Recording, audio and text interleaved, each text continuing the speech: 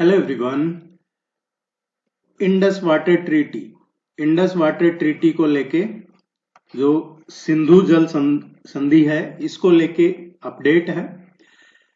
पाकिस्तान अब इसको लेके गिड़गिड़ा रहा है कि ये पानी रोका है, इसको छोड़िए, पानी रिलीज कीजिए, हमारे यहाँ प्रॉब्लम आ रही है। इसी को लेके अब पाकिस्तान में कई तरह की चीजें चल रही है। रिसेंटली इनकी जो गवर्नमेंट है पाकिस्तान की, ये जो फॉरेन डिग्नेटरीज या जो फॉरेन रिप्रेजेंटेटिव या जो राजदूत रहते हैं इनके वहां डिप्लोमेट्स, उनको बोल रहे हैं कि भाई आप भी इसमें हमारा साथ दीजिए। और इसको लेके ये आर्टिकल लिखा गया है द फ्राइडे टाइम्स में।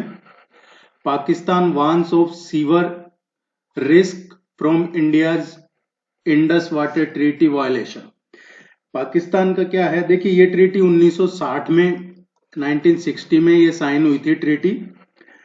और इसमें उस टाइम पे जो आईबीआरडी है, जो अब वर्ल्ड बैंक हो गया है, पहले आईबीआरडी था अब वर्ल्ड बैंक हो गया है। तो जब इस ट्रीटी साइन की थी, जब आईबीआरडी हुआ करता था, अब ये वर्ल्ड बैंक हो गया है, international bank for reconstruction and development. ये ट्रीटी हुई थी, लेकिन पाकिस्तान क्या कर रहा था इसमें, जब उसको जरूरत होती है सर्दी में या गर्मी में, तो वो कहता है भाई पानी आने दीजिए इधर। और जब बरसात का मौसम आता है तो पाकिस्तान कहता है कि नहीं, फ्लड आ जाएगा हमारे यहाँ, रोकिए उसको। तो वो अपनी मर्जी से पानी ले रहा है, अपनी मर्जी से रोक रहा था, डेटा और चाहिए था उसको, यूज कुछ नहीं कर रहा। अब जब इसको ये टेररिस्ट एक्टिविटीज की है पाकिस्तान ने पहलगांव में और इससे पहले भी, तो पहले पाकिस्तान को इसमें लेटर लिखा गया था कि भाई इस पे पुनर्विचार कीजिए, ये जो पहले ट्रीटी हुई है ये सही नहीं हुई है, इस पे पुनर्विचार कीजिए। तो पाकिस्तान कोई जवाब ही नहीं दे रहा था। अब जब इसको अबेंस में डाल दिया है, अबेंस मतलब होता है पोस्टपोन कर दिया है, जब तक कोई फाइनल निर्णय सही कंडीशन नहीं आ जाए, जब तक इसको पोस्टपोन रखना है, सस्पेंड कर रखा है एक तरीके से, और कोई डेटा शेयर नहीं किया जाएगा पाकिस्तान के साथ। अब इसको लेके ये डिप्टी प्राइम मिनिस्टर और फॉरेन मिनिस्टर पाकिस्तान के ब्रीफ कर रहे हैं डिप्लोमेट्स को इस्लामाबाद में। ये आर्टिकल जिसने लिखा है, देखिए इस आर्टिकल की अगर आप लैंग्वेज देखेंगे,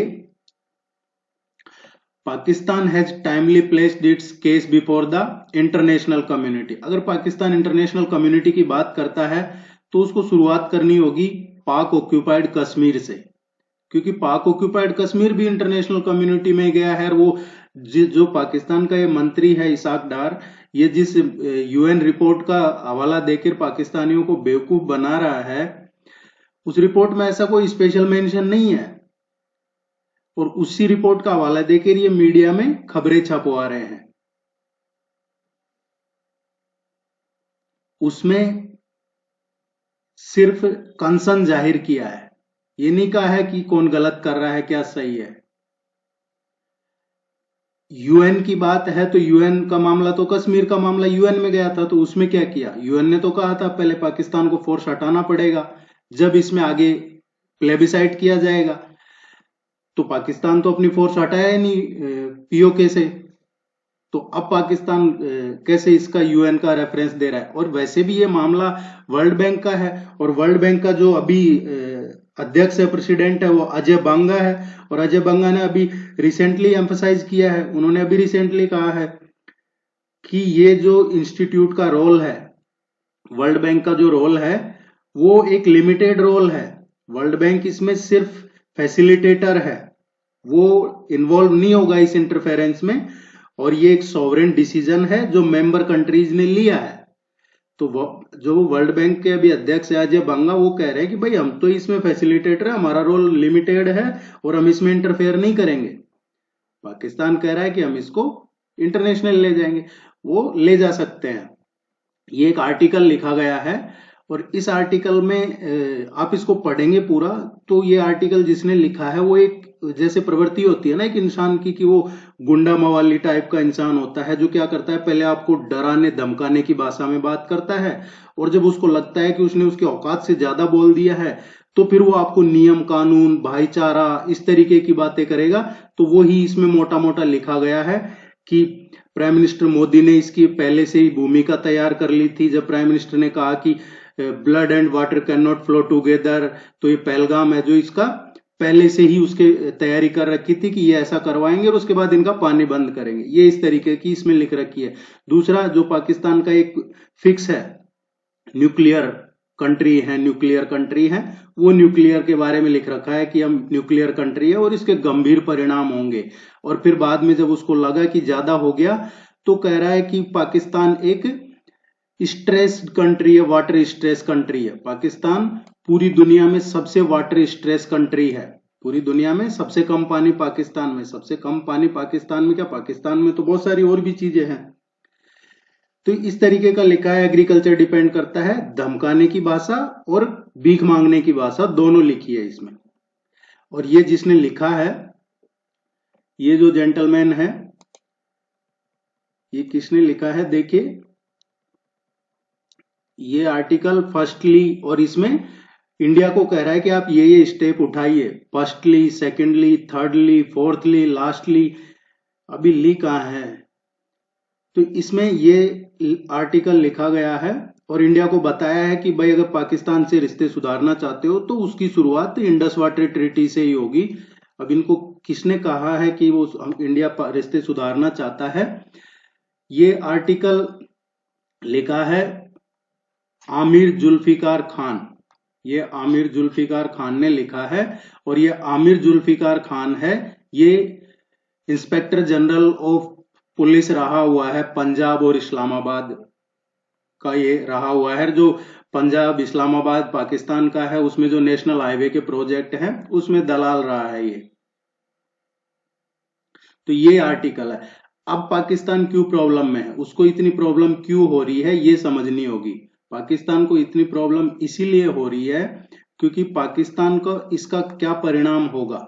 पाकिस्तान ने जब ये आतंकवादी हमले करवा रहा था, जब उसको आइडिया नहीं था कि क्या क्या हो सकता है। देखिए, इसके गंभीर परिणाम होंगे पाकिस्तान में इरिगेशन शॉर्टेज। पाकिस्तान में इरिगेशन शॉर्टेज का मतलब आप समझ के चलिए, सिंचाई की कमी जिसे कहते हैं। जो इंडस वाटर है सिस्टम है पाकिस्तान के, अगर डेटा का देखा जाए तो लगभग 80% के आसपास ये इस पे डिपेंड करता है, पाकिस्तान में खेतीबाड़ी इंडस वाटर पे। और अगर ये पानी नहीं मिला तो यहाँ पे ना गेहूं पैदा होगा ना कपास पैदा होगा। जो फूड ग्रेन्स, वीट, कपास, ये सब इसमें कमी आएगी। ऐसा नहीं है बिल्कुल नहीं होगा, लेकिन काफी कमी आएगी। अभी तो शुरुआत ही है, ये 1 साल और चल गया तो पाकिस्तान भुखमरी शुरू हो जाएगा। और उसके लिए पाकिस्तान आने वाले टाइम में देखिएगा आप क्या करेगा, लाहौर और कराची में यहाँ पे लोग सड़क पे आएंगे, क्योंकि एक तो पानी यहाँ से कम और ऊपर से पाकिस्तान गवर्नमेंट और उनके लिए प्रॉब्लम क्रिएट करेगी। वो जानबूझ के ज्यादा पानी सप्लाई नहीं करेंगे। अगर वहां कोई डैम बना है तो उससे लोगों में ज्यादा प्रॉब्लम आके लोगों को सड़क पे लाएंगे।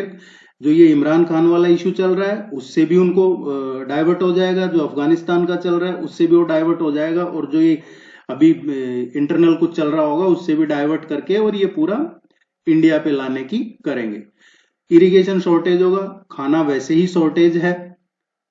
अभी रिसेंटली काफी भिखारी निकाल रही है दुनिया पाकिस्तान के अलग अलग जगह से। फूड सिक्योरिटी की प्रॉब्लम आएगी पाकिस्तान में। पाकिस्तान में पानी की कमी की वजह से फूड सिक्योरिटी की प्रॉब्लम आएगी और ये इनके लिए एक मेजर प्रॉब्लम आने वाली है। एग्रेरियन इकोनॉमी शॉक रहेगा, क्योंकि यहाँ पे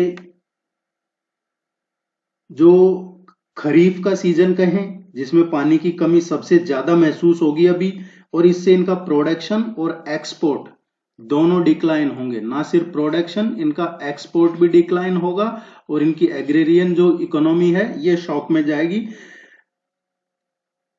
25% के आसपास है जो पाकिस्तान की जीडीपी में, जितना भिखारी कंट्रीब्यूट करते हैं लगभग उतना ही कंट्रीब्यूशन एग्रीकल्चर का भी है। पाकिस्तानी भिखारी उनकी इकोनॉमी में जितना कंट्रीब्यूशन करते हैं लगभग उतना ही कंट्रीब्यूशन इसमें एग्रीकल्चर का भी है। एनर्जी क्राइसिस होगा बिल्कुल। जो हाइड्रो इलेक्ट्रिक प्लांट है उनमें प्रॉब्लम पैदा होगी। जल विद्युत उत्पादन जिसे कहते हैं, लगभग पाकिस्तान का जो 35% है इलेक्ट्रिसिटी, वो यहाँ डिस्टर्ब होगा, क्योंकि 35% के आसपास जरूरतें हाइड्रो इलेक्ट्रिक पे है। अभी रिन्यूएबल एनर्जी की एक समिट हुई है, कॉन्फ्रेंस ऑफ पार्टीज की, उसमें पाकिस्तान, आप सोचिए, रिन्यूएबल एनर्जी की समिट में भी पाकिस्तान भीख मांग रहा था कि भाई हमें फंड दीजिए, हमारे यहाँ रिन्यूएबल क्राइसिस है। इसके अलावा यहाँ पे इंडस्ट्रियल क्राइसिस होगा, क्योंकि कपड़ा उद्योग है, जैसे बांग्लादेश में खत्म हो रहा है, वो ही यहाँ पे कॉटन डिस्टर्ब होगा तो कपड़ा उद्योग जो कपास पे निर्भर करता है, कपास नहीं होगा तो कॉटन, ये कपड़ा उद्योग डिस्टर्ब होगा, और इसकी वजह से जो अदर इंडस्ट्रीज हैं वो डिस्टर्ब होंगी, और उसकी वजह से यहाँ पे बेरोजगारी बढ़ेगी और यहाँ इकोनॉमिक इनस्टेबिलिटी भी बढ़ेगी। अर्बन वाटर सप्लाई डिस्टर्ब होगा, बिल्कुल जो हम चर्चा कर रहे थे कि आने वाले टाइम पे आपको कराची और लाहौर की सड़कों पे लोग दिखेंगे, तो ये पानी की आपूर्ति पे असर होगा। इकोनॉमिक इनस्टेबिलिटी पाकिस्तान आज से नहीं, जब से बना है तब से ही शुरू के, जो इंडिया ने भीख दिया था, कुछ उससे 10-12 साल चला है, उसके बाद में ये भीख मांगना अब तक इसका कंटिन्यू है। लोन डिफॉल्ट ऑलरेडी होने जा रहा है पाकिस्तान, आने वाले टाइम में ये ही चलता रहा तो ये बहुत जल्दी लोन डिफॉल्ट भी हो जाएगा। और इसका जो रूरल लोग, जो पॉपुलेशन है वो शहरों की ओर पलायन करेगी, जो गांव में रह रहे हैं वो ग्रामीण क्षेत्रों से पलायन होगा शहरों की तरफ, और इससे इसकी एग्रीकल्चर, फूड एंड एनर्जी, और यही दुखती रग है जिस पे हाथ रखा गया है, क्योंकि इसको लगभग 40 साल हो गए हैं टेररिज्म को बढ़ाते हुए, लेकिन जब कोई रास्ता नहीं है कि ये सुधर नहीं रहा है, कहीं से न कहीं से ये भीख मांग के ले आता है, कभी IMF से, कभी अमेरिका से, कभी वर्ल्ड बैंक से, कभी चाइना से, अलग अलग उनको सब चीजें दिखाता है। अब यही रास्ता था जो किया है, और ये जो धमकी न्यूक्लियर वगैरह की है, ये तो चलने वाली है नहीं, ये सब चीजें अब नजर आने लग जाएगी। तो ये अपडेट है, इसको लेके आपकी क्या राय है कमेंट सेक्शन में जरूर बताइएगा। थैंक यू वेरी मच, नमस्कार।